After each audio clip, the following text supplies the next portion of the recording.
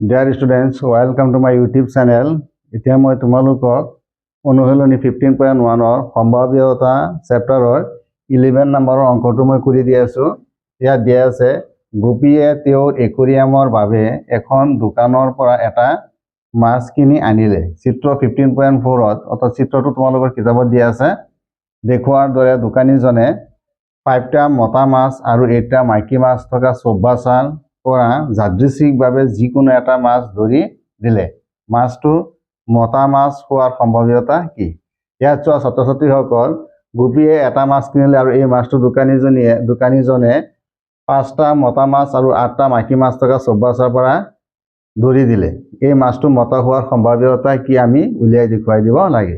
ইয়াত দিয়া আছে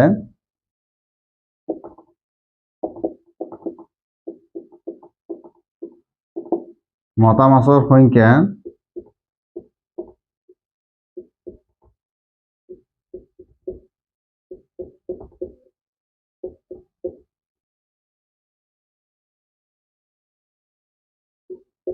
equal to 5টা আৰু মাইকী মাছৰ সংখ্যা equal to 8টা। এতিয়া মুঠ মাছৰ সংখ্যা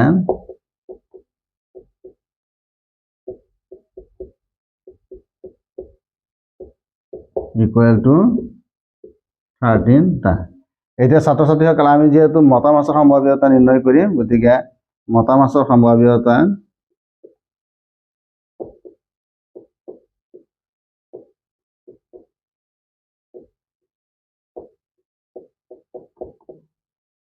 মই PF ধৰিলো, যেহেতু এইটো ফিশ, গতিকে মই PF ধৰিলো।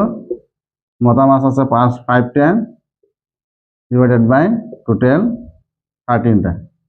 গতিকে ইয়াত আনসাৰো এইটোৱে হ'ব, যেহেতু 5 আৰু 13 ইয়াত কোনো ধৰণৰ কেঞ্চেল নাযায়, গতিকে মতা মাছ হোৱাৰ সম্ভাৱ্যতা PF equal to 5/13।